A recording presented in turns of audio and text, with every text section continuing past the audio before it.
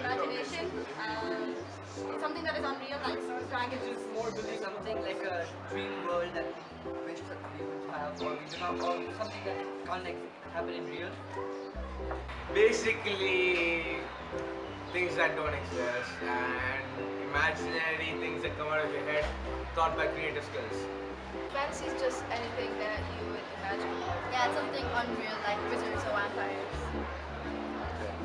Can't think of it in a minute.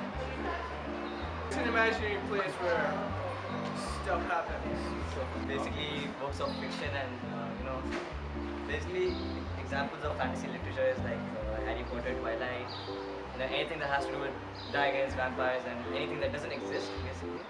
It's an escape from reality. Place where you escape reality, It's an escape from reality. Anything that can take you away from reality. As often as possible. All my books are pretty much fantasy. I've never read any fantasy book and I don't intend on doing it because I don't enjoy them. I'm not much into fantasy because it's not really, I don't really like it. I read like once a week. I try to read, but I mostly play like fantasy games because I play games a lot. Books is on a weekly basis, like 2 or 3 times. I'm not much of a reader myself, so I do not often. Almost every day. Right now I'm reading like 2 novels. Never do it. Yeah. Very unlikely, but I do find it I do like it, I'd say. Not quite often, but like when I really feel like I need to read some fantasy stuff, I read it.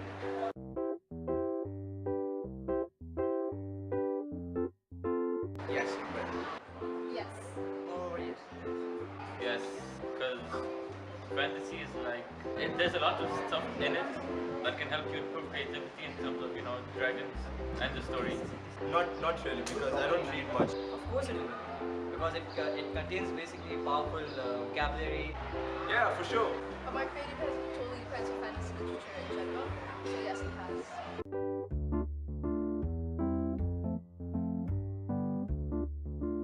Not the Hunger Games. We can say that we learned a lot from in terms of literary devices and how they use. In terms of creativity, it didn't help me much because I didn't enjoy the book, really. But in terms of vocabulary, yes, it did. Absolutely not. Hunger Games was a big fail, I would say. We didn't analyze it properly. It was more like a wastage of time. So that's what I would like to say, that when you actually analyze something, you have to spend time on it and you actually need to gain something worthwhile. And it was just waste of time. Wait, I'd like to say something. I'm not I'd like to say something. If the pupils, most of the pupils, majority of the pupils, when they learn Hunger Games, they gain a lot from it, but you need a certain level of intelligence. So maybe I used the wrong novel. Maybe I should have used Winnie the Pooh for Drew, but everyone else, they work well with Hunger Games. It's not the intelligence quotient that matters. It's the way you analyze something. Sir, my level is there. It's not Winnie the Pooh is Krishna level.